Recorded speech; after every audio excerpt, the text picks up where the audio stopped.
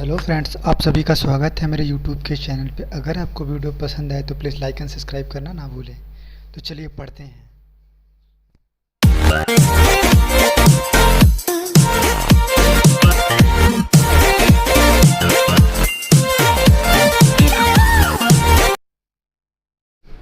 आज का हम लोगों का टॉपिक है स्लैटर्स रूल्स। ये टॉपिक बहुत ही इम्पॉर्टेंट टॉपिक है और बच्चे इस टॉपिक में अक्सर कंफ्यूज हो जाते हैं। तो चलिए आज इसको समझ लेते हैं। होप करूँगा कि फिर इसके आगे आप कंफ्यूज नहीं रहोगे। तो चलिए स्टार्ट करते हैं स्लैटर्स रूल। ठीक, स्लैटर रूल जानने से पहले हम लोग थोड़ा समझ लेते हैं कि इस रूल की हमें ज़रूरत ही क्यों पड़ी। और तो चलिए समझ लेते हैं।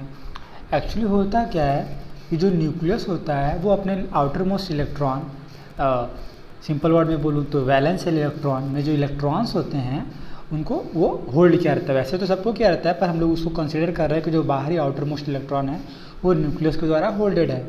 तो हम लोग तो ये मानते हैं कि जो हम लोग का न्यूक्लियस है वो अट्रैक्टिव पावर से इलेक्ट्रॉन को होल्ड किया रहता है। बट जब एक्चुअल में कैलकुलेशन किया गया तो ऐसा एक्सपेरिमेंटली रिजल्ट नहीं आया। एक्सपेरिमेंटली रिजल्ट में ये पता चला हम लोगों को कि जो कैलकुलेटेड एक्सपेरिमेंटल वैल्यू है वो अलग है और जो कैलकुलेट की जा रही है वो वैल्यू अलग है।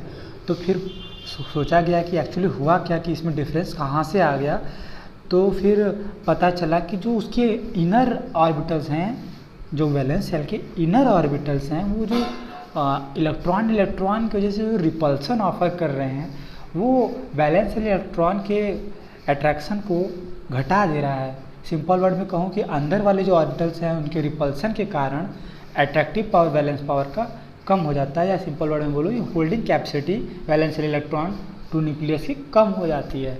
तो फिर हुआ कि कितना कम हो जाती है, कैसे कैलकुलेट करेंगे, कैसे हमें पता चलेगा कि किसका कितना कम हुआ और किसका कितना ज़्यादा है। तो ये सब सारे प्रॉब्लम को सॉल्व करने के लिए हम इस टॉपिक को पढ़ना है हम लोग को, जिसका नाम है स्लैटर रूल्स। यहाँ पे कुछ रूल्स हमें पढ़ेंगे जिस रूल से हम लोग पता कर लेंगे कि उसके जो इनर इलेक्ट्रॉन्स हैं या इनर ऑर्बिटल के जो अंदर पाए जाने वाले इलेक्ट्रॉन्स हैं वो कितना रिपल्सन ऑफर करेंगे। उनका कुछ रूल एंड रेगुलेशन है, हम जिसको पढ़ के हम लोग क्लियर कर लेंगे। ठीक, तो चलिए स्टार्ट करते हैं अपना topic.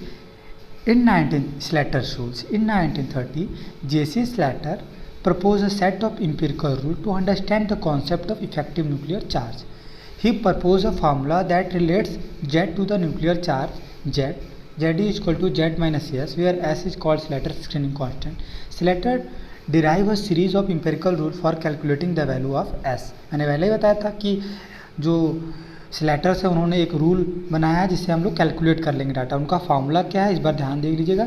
Z is equal to Z minus S. Z क्या है, ओरिजिनल, जैसे कि न्यूक्लियस के, जैसे कि एक न्यूक्लियस का, या बोलूँ कि जो न्यूक्लियस का है वैल्यू 4 है, तो उसका अगर मान लीजिए स्क्रीनिंग कांस्टेंट 1 है तो Z इफेक्टिव क्या होगा, 3 होगा। मतलब इफेक्टिवली वैलेंस इलेक्ट्रॉन पे जो अट्रैक्टिव पावर काम कर रहा है वो 3 काम कर रहा है, पर हम लोग को पहले क्या लगता था कि 4 काम कर रहा है। तो अब पता चल गया कि इलेक्ट्रॉन के जो इनर ऑर्बिटल के रिपल्सन की वजह से कितना अट्रैक्टिव पावर घट रहा है। जितना ज़्यादा रिपल्सन उतना कम अट्रैक्शन होगा। ठीक, जितना कम रिपल्सन उतना ज़्यादा होल्डिंग कैपेसिटी बनी रहेगी। ठीक, it is possible to evaluate the shielding और स्क्रीनिंग कांस्टेंट।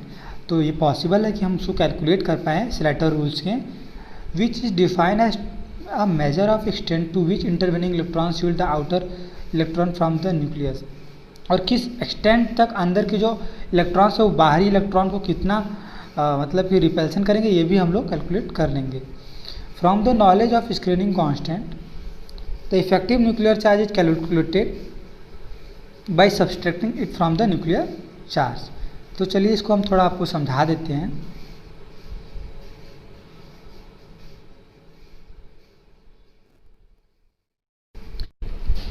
ये देखिए, ये हम लोगों का क्या है, न्यूक्लियस है। ठीक है, तो ये हमारे क्या है, ये ऑर्बिट्स हैं। क्या है हमारे, ये हमारे ऑर्बिट्स हैं। और ये मान लीजिए हम लोगों का ये वैलेंस इलेक्ट्रॉन, वैलेंस शेल है। क्या है हम लोगों का, ये है हम लोग का वैलेंस शेल है। ठीक, और इसमें हम लोगों के क्या है, इलेक्ट्रॉन्स पाए जाते हैं। ठीक, इलेक्ट्रॉन्स होते हैं इसमें। तो इसके जो अंदर के इलेक्ट्रॉन्स हैं, एग्जाम्पल के लिए मैं बता दूँ,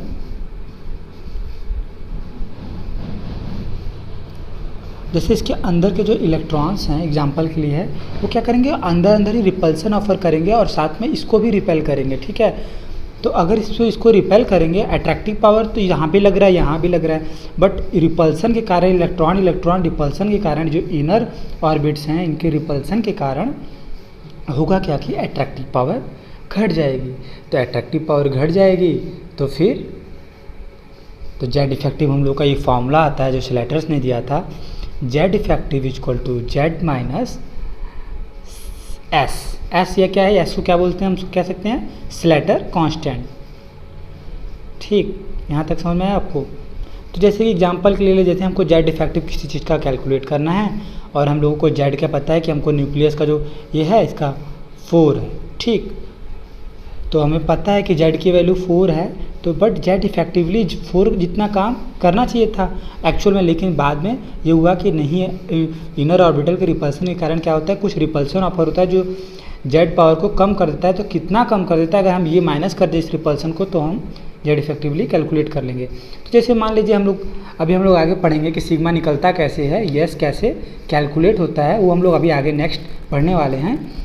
पर ये अगर मान लीजिए कि हम लोगों की एस की वैल्यू अभी लेस सपोज कि एस की वैल्यू हम लोग की 1 है, तो हम लोग का रिपल्सन का मतलब 1 है, तो हम लोग करेंगे क्या, जैसे कि 3 जेड इफेक्टिव हम लोग की क्या आ जाएगी 3। ठीक है, तो हम लोग अभी अब नेक्स्ट पढ़ने वाले हैं कि कैसे हम लोग यस की वैल्यू कैलकुलेट करें, ताकि हमें तो हमको ये पता ही है जेड के सारे एलिमेंट्स के हम लोग का जेड पता है, अगर हम ये कैलकुलेट करना तो जेड इफेक्टिव हम लोग कैलकुलेट कर लेंगे। ठीक है, तो चलिए देखते हैं।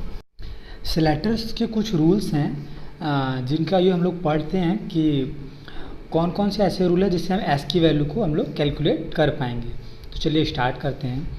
The Slater rules for calculating shielding constant S are 1।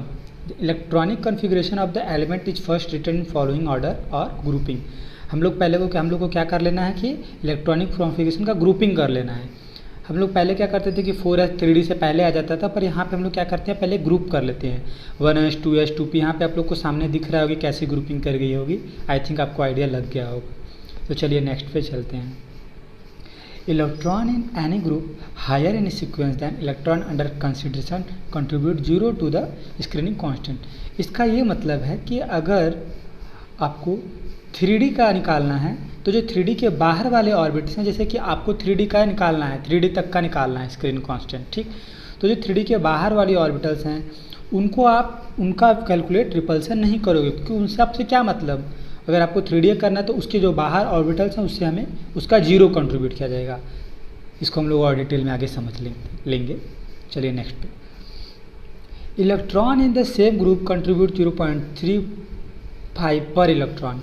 जैसे कि हम लोग को रिपल्सन कैलकुलेट करना है 3D का, जैसे कि कोई भी है एलिमेंट है, तो उसका हमको 3D का कैलकुलेट करना है रिपल्सन। ठीक, जो 3D के जो नीचे वाली का होगा उसको अभी नहीं, फिलहाल जो 3D में जो इलेक्ट्रॉन्स प्रेजेंट, जैसे कि 3D 6 है, तो 3D 6 में क्या है 6 इलेक्ट्रॉन प्रेजेंट है। जो खुद की सेल का जो रिपल्सन है उसको हम लोग क्या करेंगे 0.35 पर इलेक्ट्रॉन, एक इलेक्ट्रॉन पर रिपल्सन 0.35 होगा। हम लोग ये क्वेश्चन कर लेंगे तो आपको सारे डाउट्स क्लियर हो जाएंगे। बेशक अगर आपको थोड़े बहुत डाउट्स जो भी बचते होंगे, मैं श्योर हूँ कि आपको डाउट्स यहाँ पे कुछ न कुछ हो रहा होगा, एक क्वेश्चन करते ही शायद आपके सारे डाउट्स क्लियर हो जाएंगे। नेक्स्ट चलते हैं 4th पे। For an electron in the s और np orbital all electron in the n-1 contribute 0.85 पर इलेक्ट्रॉन। यहाँ पे सॉरी गलत लिखा हुआ है, PER होगा। ठीक, क्या कि जो वैलेंस सेल है जिसका हमें निकालना है उसके जो अंदर वाली जो ऑर्बिट्स हैं उसका क्या होगा, एक इलेक्ट्रॉन का 0.85 रिपल्सन ऑफर होगा, और उसके अंदर वाले का जो है n-2 का उसका क्या होगा 1 होगा, उसका क्या होगा रिपल्सन 1 होगा। यहाँ पे कुछ छोटे मोटे मिस्टेक्स हैं। In the inner shell n-2 contribute s equal to 1, s equal to कितना होगा 1 होगा। तो ये तो रहे हमारे कुछ रूल्स, और ये रूल्स आप पढ़ लीजिएगा, एक बार देख लीजिएगा, और हम लोग इस रूल्स को एक बार क्वेश्चन पे करके देख लेते हैं, शायद आपके सारे डाउट्स क्लियर हो जाएंगे। ठीक है, तो चलिए क्वेश्चन कर लेते हैं।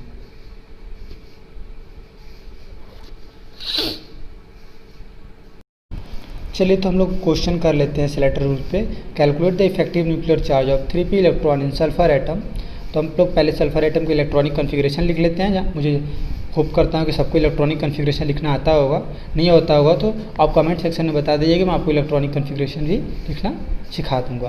तो चलिए नेक्स्ट टूल के हिसाब से हम लोग करते हैं कि ग्रुपिंग कर देते हैं। हम लोगों ने पहले पढ़ा था कि पहले क्या करते हैं, हम लोगों ने ग्रुपिंग कर दिया और हम लोग को ये पता है कि जो जिस ऑर्बिटल में इलेक्ट्रॉन्स हैं जिसका हम लोग को निकालना है, जैसे 3p का निकालना है, ठीक है, तो उसके जो ऑर्बिटल्स हैं वो क्या करेंगे, वो इलेक्ट्रॉन रिपल्सन ऑफर करते हैं 0.35। कितना जो करते हैं रिपल्सन ऑफर 0.35, तो 3 to 5 होते हैं।